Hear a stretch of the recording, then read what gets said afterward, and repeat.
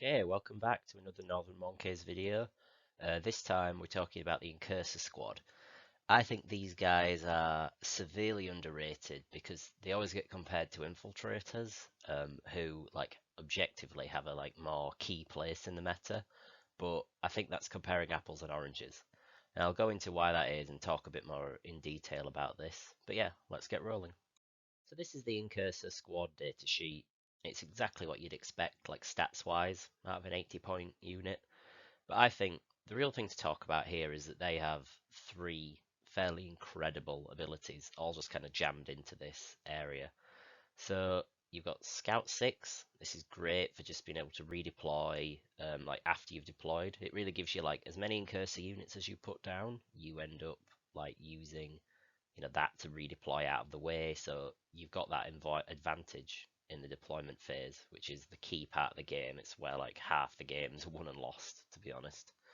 So that's a brilliant thing to have, just that tricksiness to them. As well as that, their multi-spectrum array ability. Basically, if they shoot a unit, your whole army gets +1 to hit against that unit. Now, this, you think Marines, oh, we've got Oath of Moment to reroll hits. Oh, we've got everyone hits on threes anyway, so who particularly cares about that? But stuff like multi-melters and your eradicators, they're hitting on fours. Loads of factions are getting -1 to hit, or like Death Guard are resurgent in the meta right now, and they've got their ballistic skill modifiers. And I've just found that it just helps. Like threes with full hit rerolls is good, but twos with full hit rerolls is perfect. Like it's literally as good as you can get, and you need to get that kind of value out of Marines. So I've found that ability really useful. And don't forget, of course, you can always split fire. If you want to shred some enemy chaff, you could put like 3 of these guys into the enemy chaff, and then have 2 of them just shoot 4 shots into a random enemy unit that you want to get the bonus to hit on, and just allocate that unit. So that's really good. Plus their war gear ability, Haywire Mine. Now this is at the end of any phase, start of any phase rather, so it's all good. And you essentially just roll a d6 on a 2-up. A unit takes d3 mortals or 2d3 if they're a vehicle. Now you're not always going to get value out of this. I really love like trying to use this against vehicles. It's very scary for them. Like loads of really tough stuff like Redemptors and Baneblades. Like this I'll talk about it later, but this unit can do quite a lot of mortal wounds. And it's just good. And you're all almost, unless they get shot only in the shooting phase, you're always going to get value. Like even if your opponent charges you and they're going to die, like, oh well, on a 2-up, the enemy squad suffers d3 mortal wounds, and at least you get something out of them. So that's why these 3 abilities stacked into an 80-point data sheet are why these guys are worth considering, even in a sort of area as crowded as Space Marines. So yeah, their abilities are what really make them stand out, because 80-point unit of Space Marines with this stat line profile of 3-up save, 2 wounds, 1 OC. There's a million different units you can take, everything from Infernus Marines to Infiltrators, Assault Intercessors, stuff like that. They're all very cheap, very good, and all in this kind of 80 points bracket. So Incursors have a lot of competition. However, they've got all those abilities to make up for it.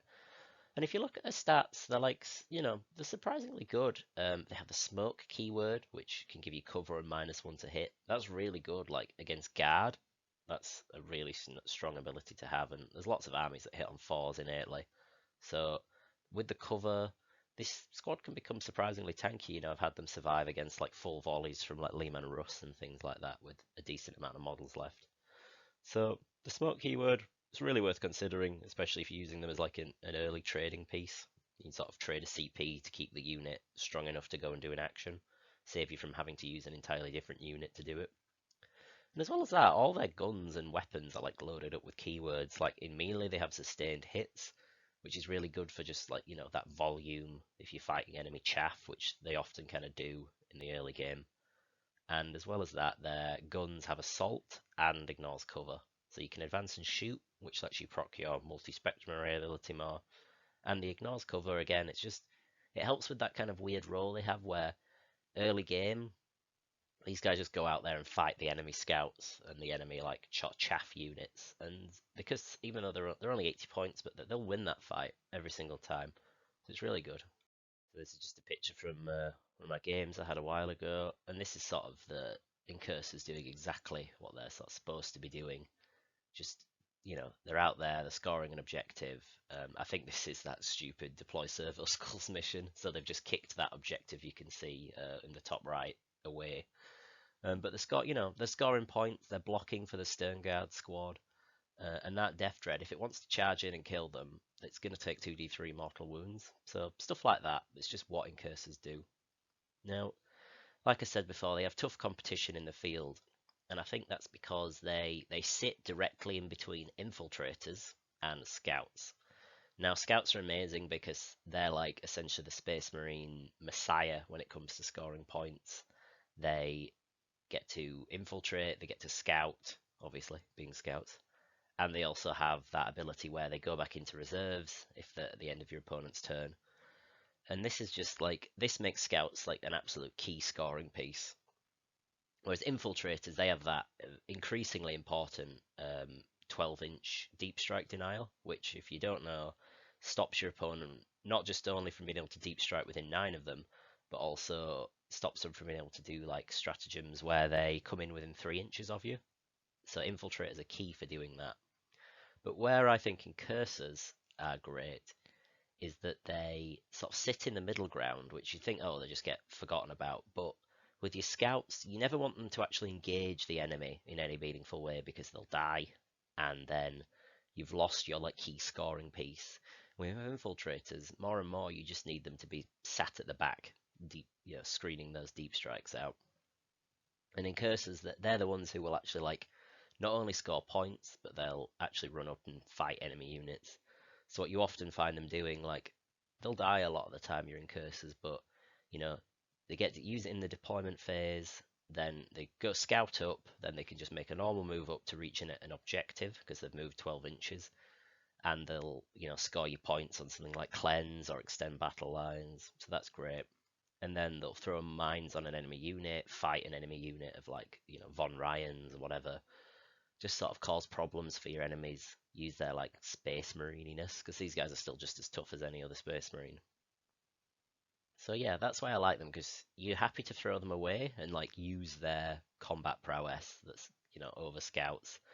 So, and you don't want to sit in the backfield. Like with infiltrators, they're no longer like a scoring piece in my mind, they're a backfield screening piece because of the way the meta and the rules of the game have developed. So yeah, that's basically my little pitch for why you should try Incursors in your game. But I think I'll talk a bit more about my experiences in the next slide. So yeah, just from my personal experience, the +1 to hit is super valuable. Like, it's just like getting that hitting on 2s with other random units that you might not necessarily be. It just stops you having those weird moments where you're like, oh, I hit on 3s and I've got rerolls. So, oh, I've rolled a 2, oh, and I've rerolled it into a 1. It's just great. Then, like I said, it's only a small part of their kit, that multi-spectrum array +1 to hit ability, so you don't necessarily need to like, always get the most value out of it, but I just found it to be really good. They also, like I said earlier, a lot of games are won and lost in the deployment phase. I think that's true. It goes list building stage, deployment phase, the rest of the game. That's the order in which games are won and lost. So they help you get around that because you can place them in a way that they, if you go first, they can scout up 6 inches to get close to an objective to score points. And if you go second, they can scout back 6 inches and go behind some obscuring terrain. So that's kind of what you want to be aiming to do with these guys in the deployment phase to use them effectively. So you don't want to throw them away for nothing, but you do also want to use them to like turns 1 and 2, do your scoring. Fun little thing I've noticed you can do in Gladius is if your opponent is trying to, they've got a vehicle that they don't want to take those 2d3 mortal wounds on, and they stay outside of 3 inches of your unit in the movement phase, you can use squad tactics in Gladius, which lets you redeploy closer to the enemy, and then at the start of the shooting phase, you throw your mine at them. I think that can be really, really, like, it's a good little catch to get people with. And yeah, speaking of that bomb, I think it's really cool. Like you can use grenades on these guys. They can just move up, throw grenades. It'll average about 3 mortal wounds, and then you throw your bomb onto a vehicle, averages 4 mortal wounds. All of a sudden, 7 mortal wounds onto a really tough vehicle. Yes, please. That's like half of a Lehman Russ. pretty good. And it just circumvents all the armor saves, all the like abilities that the vehicle might have. So yeah, I think it's definitely worth sort of like spending the unit on, especially if you can then charge them into that tank and sort of stop it from being able to move forward on its turn. It's really nice. But again, that's what they're good for. They're that throwaway unit. You know, you don't want to be doing that with your scouts. You want to be using them to score points, whereas these guys, you're like, yeah, I will sacrifice this unit to block a tank up. And again, this is you see this image here, them battling some guardsmen. They have surprisingly good output between the ignores cover on their guns, denying them a 4-up save for cover here, and the sustained hits in melee. They've got 3 attacks base each. And like I always play Gladius, so I mean, in theory, you could. I've never really done it, but you could use the Honor the Chapter stratagem to give them Lance and extra AP, get them back to the 9th edition days where they had AP.